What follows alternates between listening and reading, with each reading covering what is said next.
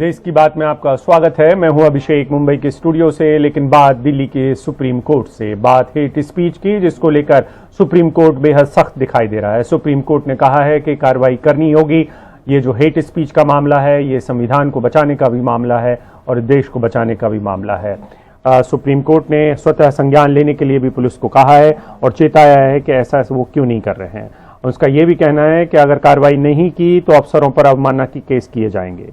Supreme court ने Delhi, UP और उत्तराखंड की पुलिस को नोटिस जारी कर पूछा है कि हेट स्पीच को लेकर क्या कार्रवाई की गई है। दिल्ली पुलिस को यह भी बताना होगा कि प्रवेश वर्मा मामले में उसने क्या किया है।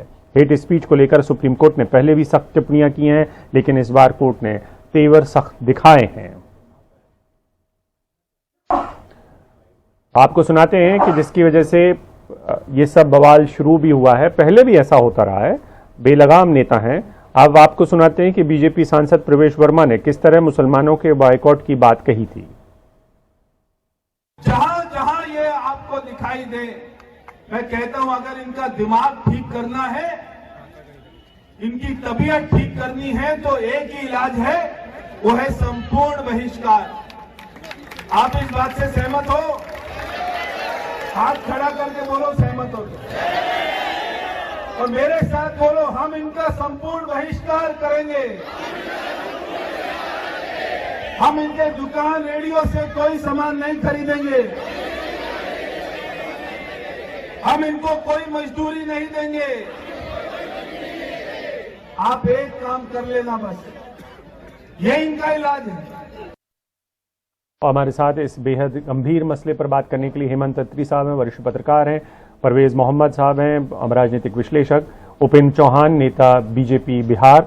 और अंजुम आरा, प्रवक्ता जेडीयू। आपका बहुत बहुत शुक्रिया, आप तमाम लोगों का, आप हमारे साथ जुड़े हुए हैं। सबसे पहले बात चूंकि बीजेपी की है, बीजेपी के सबसे ज्यादा बयान ऐसे आए हैं और प्रवेश वर्मा को लेकर और कार्रवाई न करने को लेकर केंद्र की सरकार कटघरे में भी है। तो सबसे पहले उपेंद्र चौहान साहब, आपसे ये सवाल कि आप हमें ये बताएं कि आपके नेताओं के ये बयान तो आते हैं कि सोर्सेस के हवाले से कि केंद्र के नेता नाराज हैं, लेकिन ऐसे लोगों पे आपने अंदरूनी कार्रवाई क्या की है?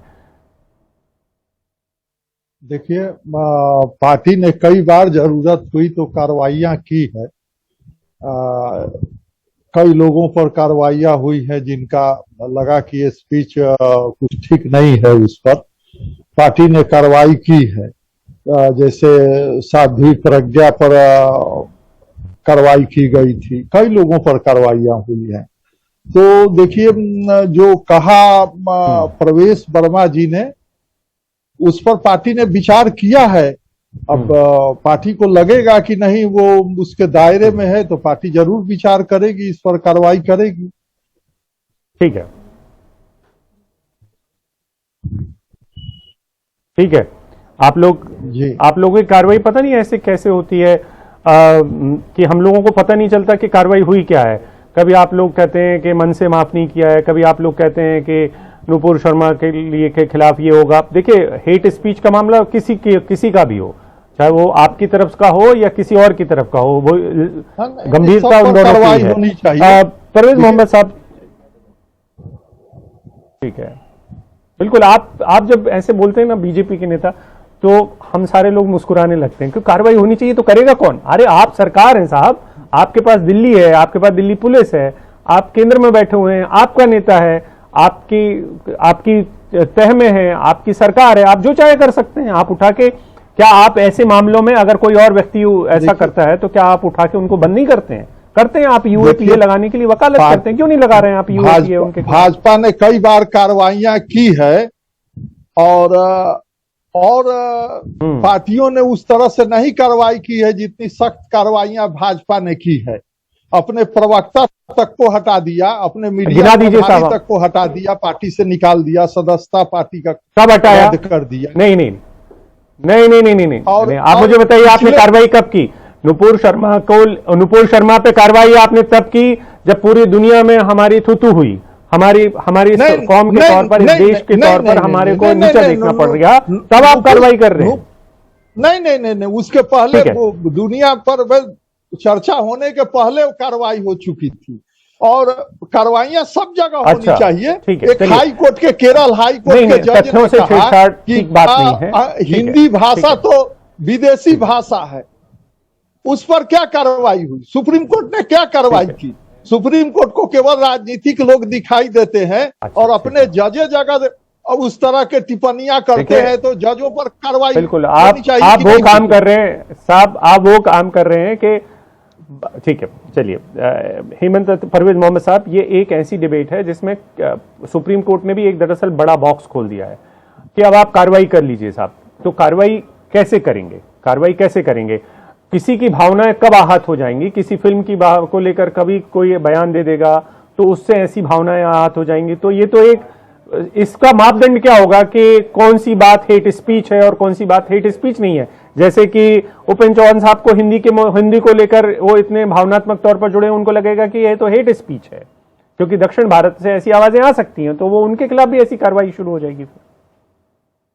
देखिए, उपेंद्र जी जो है इस डिबेट का टॉपिक जो है चेंज करने के लिए उन्होंने सुप्रीम कोर्ट के ऊपर भी उंगली उठा दी। सवाल ये उठता है कि इतने ज्यादा केसेस हुए, कपिल मिश्रा, अनुराग ठाकुर और प्रवेश साहिब सिंह वर्मा, इन्होंने ऐसी स्पीच दी कि जिसकी वजह से दिल्ली में दंगा हो गया, लेकिन आज तक उनके ऊपर 2.5 साल गुजर गए, लेकिन आज तक कोई कार्रवाई नहीं हुई। अब सवाल सबसे ज्यादा ये उठता है कि सुप्रीम कोर्ट ने जो दिया है उसके ऊपर ये जो भाजपा के प्रवक्ता बैठे हुए हैं, इन्होंने पहले ही सुप्रीम कोर्ट के ऊपर प्रश्न चिन्ह लगा दिया। अब इनकी भावना जो है सुप्रीम कोर्ट के जजमेंट से बड़ी हो गई है, और यही बात, यही शय है जिसकी वजह से अनुराग ठाकुर, कपिल मिश्रा और प्रवेश साहिब सिंह वर्मा जो हैं, उनकी जबान रुकती नहीं है। रोजाना एक न एक कहीं पे ये देते हैं, और इनको इससे ये समझते हैं कि शायद इससे देश की तरक्की होगी, इससे जीडीपी बढ़ जाएगी, और लोगों का ध्यान भटकाने के लिए रोज हरकतें करते हैं। इनके ऊपर कोई कार्रवाई नहीं होती। समझ गया, बिल्कुल ध्यान, ठीक है, ठीक है। दो सवाल मैं पहले, अगर भाजपा को, जी बोलिए बोलिए, एनडीटी सुप्रीम कोर्ट को यह चाहिए कि उसके साथ एक ये भी कहे कि आपने अगर किसी राजनीतिक दल ने इस तरह की कोई बात की है तो चुनाव आयोग इसका संज्ञान ले और उस राजनीतिक दल की को डीरिकॉग्नाइज कर दे। कुछ सख्त कार्रवाई होनी चाहिए, वरना इस तरह की टिप्पणियों से तो कुछ नहीं होने वाला। ऐसा पॉसिबल नहीं है अभी। ठीक है, कानून ये देखिए, मोटर माउथ नेता तो कोई भी हो सकता है। वो जरूरी थोड़ी है कि किसी भी पार्टी का केंद्रीय नेतृत्व से हर आदमी पूछ के किसी भी माइक पे बात करेगा या किसी भी जगह जाके कोई भी भाषण दे सकता है। खैर, ये वाजिब बात भी नहीं होगी, उन पार्टियों के खिलाफ नाइंसाफी होगी, चाहे वो बीजेपी हो चाहे वो कांग्रेस हो। मैं अंजुम जी आपके पास आऊंगा, लेकिन हेमंत अत्री साहब आपके पास, कि ये जो चाहे जेडी हो, चाहे बीजेपी हो, चाहे कांग्रेस हो, ये लोग भी डरते हैं सुप्रीम कोर्ट के खिलाफ एक तरीके से तह के अंदर, कानूनी सीमाओं के अंदर उनकी आलोचना से। नुपुर शर्मा के वक्त में कितनी कड़ी कड़ी बातें की गई, लेकिन ये ऑब्जर्वेशन दे दिए गए साहब, लेकिन जब मसला कार्रवाई, ठोस कार्रवाई का होता है, तब सुप्रीम कोर्ट के या हम न्यायालयों की तरफ देखते हैं, तब ठोस कार्रवाई की बात तो अभी आ रही है। ये पहले भी हो सकती थी, ये 2 साल पहले भी हो सकती थी, 4 साल पहले भी हो सकती थी। तो सुप्रीम कोर्ट भी कहीं ना कहीं ढीला है, इस बात को लेकर हमें क्रिटिसिज्म कर सकते हैं कानूनी सीमाओं में रह। अभिषेक जी, 2 चीजें हैं। एक तो इसमें तो ये कहेंगे तो देर आए दुरुस्त आए, जब भी आ गए तब भी भला, अगर आप भी ना आते तो मैं और आप क्या कर लेते। पहला सवाल तो ये। जहां तक हेट स्पीच की बात है अभिषेक जी, इसके 2 कंट्यूर हैं इस समस्या के। पहली तो यह है कि इस जो भी आप कोई लूज टॉक करते हैं किसी धर्म संप्रदाय के प्रति किसी खास कारण से, तो आपको आज के दौर में मीडिया पब्लिसिटी बहुत मिलती है। पहले लोग शर्माते थे इस बात से कि नेगेटिव कारणों से उनका मीडिया के अंदर प्रचार हो रहा है, लेकिन आज ये फक्र की बात है चैनलों के लिए भी, मीडिया के लिए भी, और वो लूज कैनन्स के लिए भी जो इस तरह की बातें करते हैं। पहला पक्ष तो इसका ये है। दूसरा पक्ष जो और भी गंभीर है अभिषेक भाई, वो ये है कि बीजेपी के जितने भी नेताओं ने लूज टॉक की है इस तरह की, जो सांप्रदायिक भाषण दिए हैं, उनकी प्रमोशन हुई है। होना क्या चाहिए, जब आप सांसद भी बनते हैं या जब आप कैबिनेट मंत्री बनते हैं, तो आपको धर्मनिरपेक्षता की शपथ दिलाई जाती है कि देश में सभी लोग मेरे लिए समान रहेंगे, सबके लिए मैं कार्य करूंगा, दिस एंड दैट। और यहां उल्टा है, जब गोली मारो देश को कहा गया तो उस व्यक्ति को कैबिनेट मंत्री बना दिया गया, वो भी सूचना प्रसारण मंत्री। अब ये दूसरे शख्स जिनको आप दिखा रहे थे कि हम उनको मजदूरी नहीं देंगे, उनके साथ कुछ नहीं करेंगे, आप सामाजिक बाइकाट की बात कर रहे हो, आप सोशल अनरेस्ट की बात कर रहे हो, और मजे की बात और है, जो चिंता और शर्म की बात हमारे डेमोक्रेसी के लिए, आर्थिक बॉयकॉट की बात कर रहे हो, जो कि संविधान जिसकी इजाजत नहीं देता है। तो अभिषेक जी, इसमें सबसे बड़ी बुरी बात जो है, दोनों ही अंजुम जी, वो कपिल मिश्रा, ठीक है, कपिल मिश्रा का भी जो अफसर था, चाहे किसी का भी था, ठीक है, वहां पर पुलिस मौजूद होती है, बिल्कुल, वहां पुलिस मौजूद होती है, बिल्कुल, पुलिस मौजूद को करना क्या चाहिए, सुप्रीम कोर्ट कोर्ट अंजुम जी के पास में आऊंगा, उसके पहले मैं अपने साथी आशीष भार्गव के पास जा रहा हूं, जो सुप्रीम कोर्ट में मौजूद थे। आशीष, बता दें जल्दी से कि सुप्रीम कोर्ट ने सिलसिलेवार नुपुर शर्मा में क्या किया था, पहले हरिद्वार में के मामले में क्या किया था और अब क्या किया, कोई इस बार कोई बदलाव है या सिर्फ कड़ी टिप्पणियां हैं? जी देखिए, यही बात कपिल सिब्बल यहाँ पर कह रहे थे कि सुप्रीम कोर्ट के पास हमें बार बार आना पड़ता है, हम आना नहीं चाहते हैं क्योंकि पुलिस प्रशासन कार्रवाई नहीं करता, और सुप्रीम कोर्ट के पास जब आते हैं वो स्टेटस रिपोर्ट मांग लेता है, इसके बाद आगे कुछ होता नहीं, फिर से यही हेट स्पीच आने लगती हैं। तो इसलिए अब सख्त कदम उठाने चाहिए। तो कहीं ना कहीं सुप्रीम कोर्ट ने माना है कि वक्त अब आ गया है और अब सख्त कदम उठाने की जरूरत है, इसलिए सरकारों को एक तरीके से चेता दिया है कि खुद कार्रवाई करिए, आप इंतजार मत करिए कि कोई शिकायत करेगा, और अगर ऐसी कार्रवाई नहीं होगी तो अवमानना का दोषी ठहराया जाएगा, अवमानना का मुकदमा अफसरों पर चलेगा। अब हमें एक लक्ष्मण रेखा भी खींचनी होगी। नुपुर की हम बात करते हैं, नुपुर शर्मा के खिलाफ बहुत बड़ी टिप्पणियां यहाँ पर की थी। सुप्रीम कोर्ट ने पहले यह भी किया था कि आपने पूरे देश को दंगों में धकेल दिया है, आपको इस तरह की टिप्पणियां नहीं करनी चाहिए थी, लेकिन बाद में उनको रिलीफ मिल गया क्योंकि बाकी लोगों को रिलीफ मिला था। इसी तरीके से उत्तराखंड में जो धम्म संसद हुई थी उसके बाद सुप्रीम कोर्ट ने सख्त तेवर दिखाए थे, और जब अगली बार जी अगली बार जब उत्तराखंड में धम्म संसद होनी थी तो सुप्रीम कोर्ट ने देखिए तेवर दिखाना। आशीष, मुझे बस अपने दर्शकों को ये बता दीजिए कि तेवर दिखाना, टिप्पणियां करना, ऑब्जर्वेशन देना और एक ऐसा चीज जिसका पालन करना सरकारों के लिए जरूरी हो जाए, उसमें फर्क है या नहीं? सुप्रीम कोर्ट की जो बातें पिछले कुछ वक्त में हुई हैं, जी देखिए, फर्क तो बिल्कुल होना चाहिए, और क्योंकि देखिए ये देश की सबसे बड़ी अदालत है, इस अदालत का इसके मुंह से निकला एक एक शब्द वो बहुत मायने रखता है, और वो देश में हर हिस्से तक जाता है और सरकारों के कानों तक जाता है। लेकिन हमने बहुत सारे ऐसे मामले देखे हैं, सुप्रीम कोर्ट भी कानून से बंधा है, सुप्रीम कोर्ट संविधान से बंधा है, वो ऐसा कोई कदम जल्दबाजी में या इस तरह नहीं उठाता है जो सीधे सीधे वो अपनी लक्ष्मण रेखा पार कर जाए। भारत के संविधान ने सुप्रीम कोर्ट को बहुत पावर दी है, न्याय के हित में वो कोई भी आदेश जारी कर सकता है, लेकिन वो अपनी सीमाओं में रहता है क्योंकि संविधान ने उसे लक्ष्मण रेखा के अंदर रहने के लिए कहा है, उस संविधान में उसका जिक्र है। सुप्रीम कोर्ट के सामने दिक्कत ये है कि एक एक घटनाओं को लेकर वो किस तरीके के आदेश जारी करे, और जो आदेश जारी करेगा उसे लागू करने का काम तो सरकार और प्रशासन का है। सुप्रीम कोर्ट अपने आदेश खुद लागू नहीं करता है। तो ऐसे में सुप्रीम कोर्ट जो सबसे बड़ी चीज कर सकता है वो ये कर सकता है कि वो अधिकारियों को, वो अफसरों को कटघरे में खड़ा कर ले, और यहाँ आकर हमने बहुत सारे अफसरों को यहाँ पर कटघरे में देखा है जहां पर सुप्रीम कोर्ट ने उनको अवमानना की सजा दी है। बिल्कुल जी, बिल्कुल ठीक है। अफसर भी बाद में राजनेता बन जाते हैं। तो अंजुम आरा जी, जो बड़ा सवाल है वो ये कि जो अफसर हैं उनकी इंटीग्रिटी भी अब कटघरे में है, क्योंकि वो लोग आज तक यहां रहते हैं, फिर उसके बाद कल वहां जाकर नेता बन जाते हैं, और वो चुनाव के ठीक पहले ऐसी चीजें होने देंगे? उनको किसी अवमानना से क्या फर्क पड़ना है? नहीं, और देश का सुप्रीम कोर्ट हमारे मुल्क में संविधान की सर्वोच्चता है। संविधान जो है वो सुप्रीम है, और हमारे संविधान, देश के संविधान के प्रियम्बल में धर्मनिरपेक्षता की बात की गई है, प्रेम फ्रेटर्निटी की बात की गई है, आपसी भाईचारा की बात की गई है।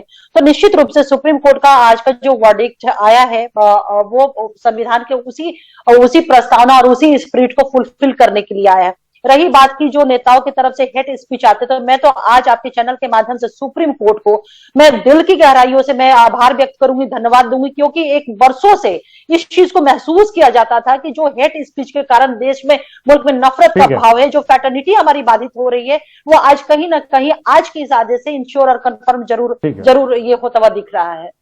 जी बिल्कुल आपकी उम्मीद में सारे लोगों की उम्मीदें शामिल हैं। अंजुम आरा जी, बहुत बहुत शुक्रिया आपका, और परवेज साहब आपका भी बहुत बहुत शुक्रिया, हमारे बीजेपी के साथी आपका भी बहुत बहुत शुक्रिया कि आप हमारे साथ जुड़े, और खास करके एक ऐसे वक्त में उपेंद्र चौहान जी आप जुड़े जिस वक्त में सीधे आपके नेता के खिलाफ इल्जाम थे। बहुत बहुत शुक्रिया, आप हमारे साथ आए। हेमंत जी, आपका भी शुक्रिया।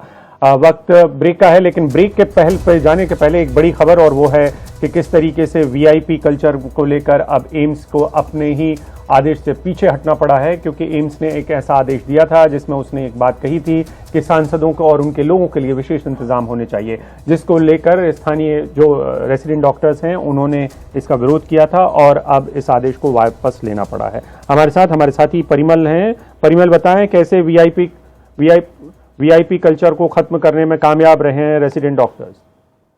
देखिए, दरअसल इसको लेकर जैसे ही आदेश आया उसके बाद जगह जगह से विरोध आने शुरू हो गई। Federation of resident doctors association ने आपत्ति दर्ज की, साथ में फैमा ने आपत्ति दर्ज कराई और साथ में ये भी कहा कि प्रधानमंत्री, स्वास्थ्य मंत्री और जो एम्स के डायरेक्टर हैं उनको एक चिट्ठी लिखेंगे और कहेंगे कि इस आदेश को वापस लेना चाहिए, क्योंकि इससे उनका मनोबल टूटता है। उनकी नजर में जो वीआईपी पेशेंट है वो पेशेंट है जिसको सबसे ज्यादा ट्रीटमेंट की जरूरत है और जितनी जल्दी ट्रीट किया जाए वो उनको जरूरत पड़ती है।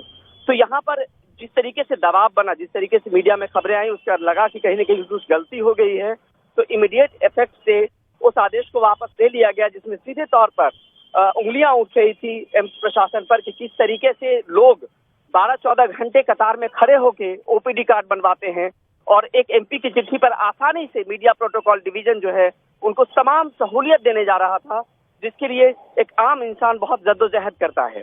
जब आदेश को लेकर किरकिरी हुई तो अब ये जो आदेश था 17 तारीख वाला, वो आदेश इमीडिएट इफेक्ट से वापस ले लिया गया है और निश्चित तौर पर एक सराहनीय पहल है आदेश वापस लेने का, क्योंकि इससे वाकई रेजिडेंट डॉक्टर्स हो या आम मरीज हो उनको तमाम तरह की तकलीफ आने वाली थी। बहुत बहुत शुक्रिया आपका परिमल इस पूरी जानकारी की। वक्त एक ब्रेक का।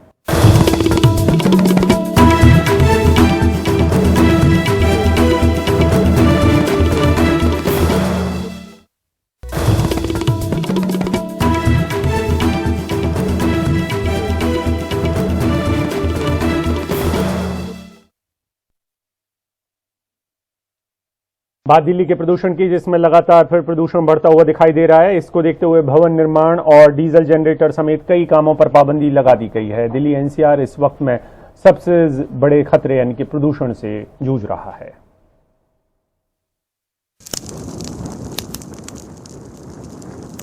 पंजाब हरियाणा में जल रही पराली का ये धुआं जब दिल्ली और आसपास पहुंचता है तो प्रदूषण खतरनाक स्तर तक चला जाता है।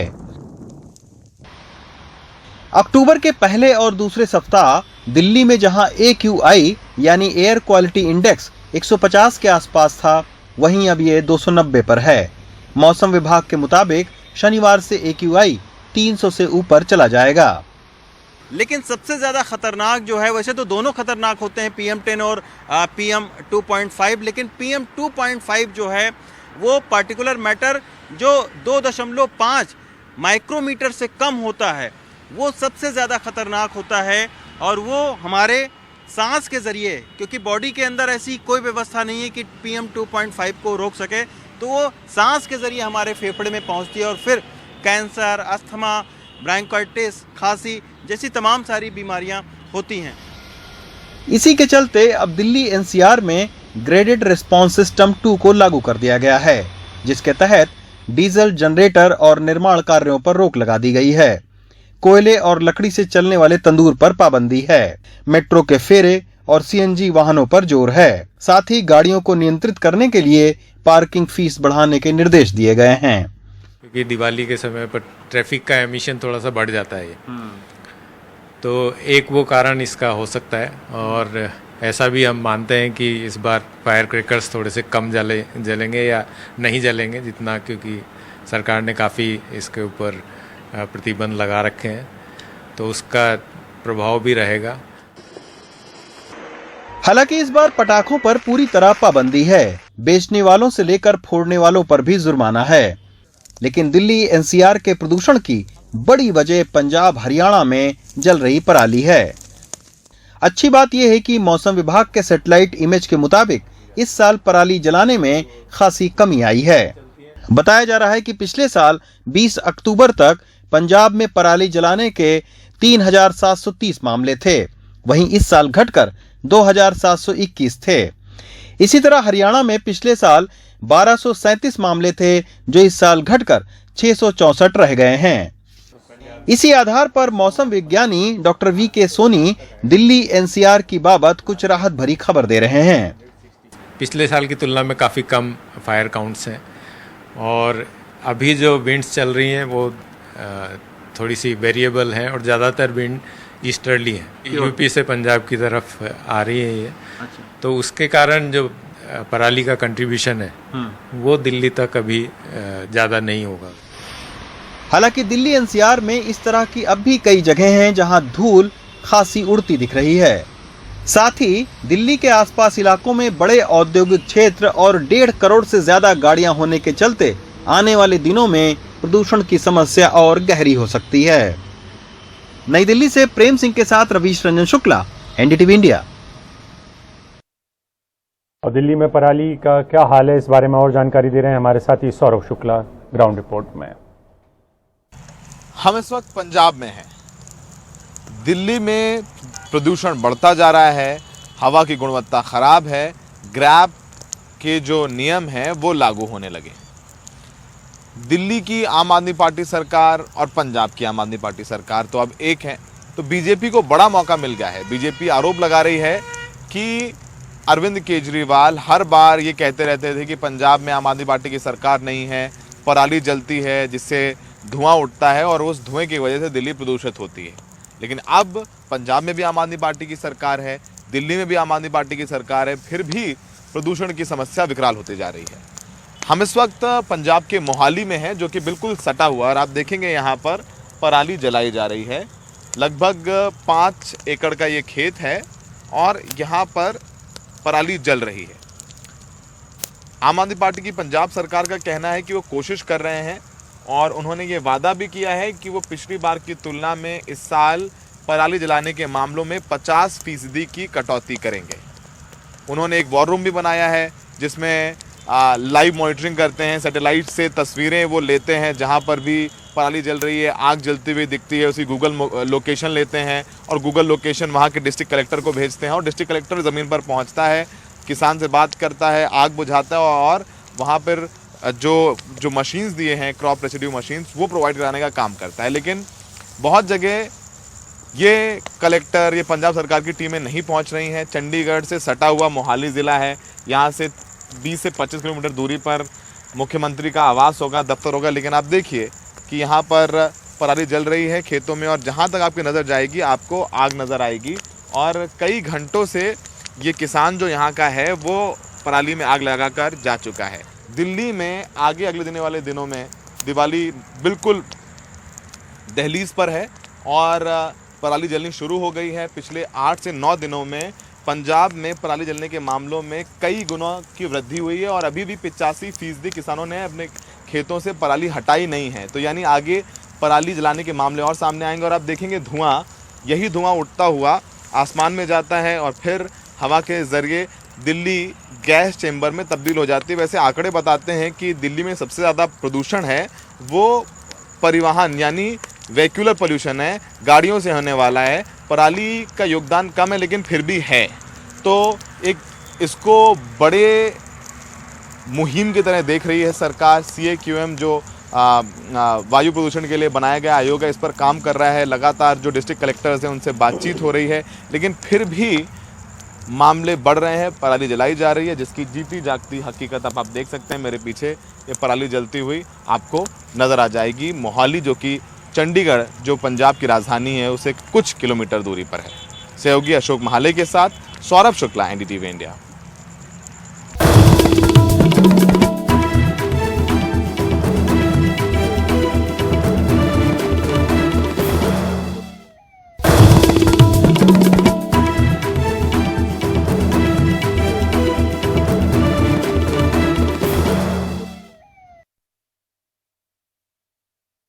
और इस वक्त की खबर दिल्ली से सटे गुरुग्राम की है, जहां पर इस वक्त में वाहन रेंग रहे हैं। दिवाली से पहले सड़कों पर भारी भीड़ नजर आ रही है। भीड़ की वजह से दिल्ली के ITO इलाके में एक एम्बुलेंस को निकलने में भारी मशक्कत का सामना करना पड़ रहा है। इन तस्वीरों से आपका अंदाजा हो जाएगा। हालांकि ये तो फिर भी रेंग रहे हैं, कुछ जगहों पर रुक गए हैं पूरे के पूरे तरीके से। और ये जो एम्बुलेंस है उसकी खबर भी है कि वो भी किस तरीके से फंसी हुई है। हमारे साथी परिमल जुड़ रहे हैं। परिमल, बताएं दिवाली के पहले वाली ये भीड़ है और ट्रैफिक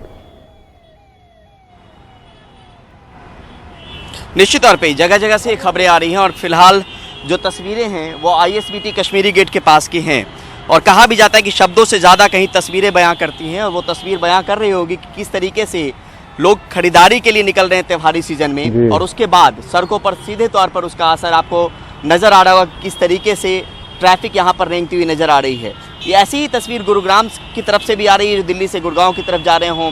जगह जगह पर इसी तरीके की कमोश भीड़ है और ये भीड़ सिर्फ सड़कों पर नहीं है, बाजार में भी है और बाजार का असर जो है वो सड़क पर फिलहाल आपको नज़र आ रहा होगा कि किस तरीके से गाड़ियाँ हैं एक तरीके से एक एक करके कतार में बढ़ती हुई नज़र आएंगी। थोड़ा सा और इसको दूर तक अगर दिखाने की कोशिश करें तो पता चलेगा कि धीरे धीरे गाड़ियाँ चल रही हैं, बीच बीच में ट्रैफिक जो है रुक भी रही है, क्योंकि जब गाड़ियों के इस तरीके से सैलाब सड़कों पर देखा जाता है तो ट्रैफिक अमूमन स्लो हो जाती है और स्लो होने के बाद कई बार जद्दोजहद करते हुए आपको एम्बुलेंस भी दिखती है। कुछ देर पहले मैंने एक तस्वीर ली जिसमें एम्बुलेंस भी इस भीड़ से निकलते हुए, इस वाहनों के बीच से निकलने की जद्दोजहद में जुटी हुई थी और ये गाड़ियाँ, तस्वीरें आपको देख रही हैं किस तरीके से, जिस तरीके से बाजार जगमगा रहे हैं अभी दिवाली के मौसम में, दिवाली से पहले खरीदारी को लेकर।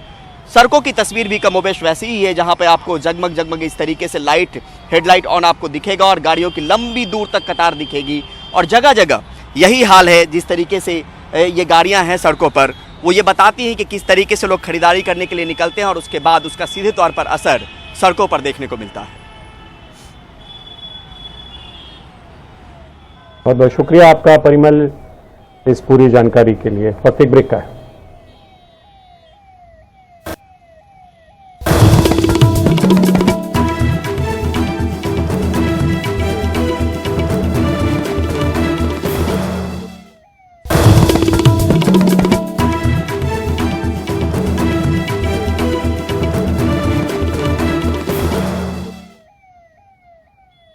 दो साल के बाद एक बार फिर से मुंबई के बाजार रोशन हुए हैं। ये 2 साल पिछले काले निकले दिवाली के वक्त में भी, लेकिन इस बार ऐसा लगता है कि सारी दुनिया रोशन हो गई है।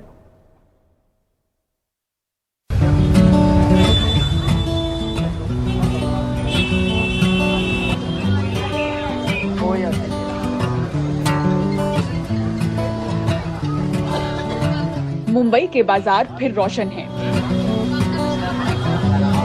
दिन हो या रात, दुकानों में चहल पहल है।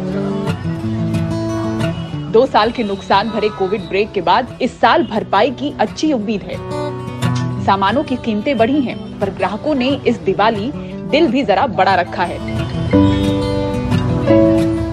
इस बार दिवाली पे 10% अच्छी खरीदारी हो रही है।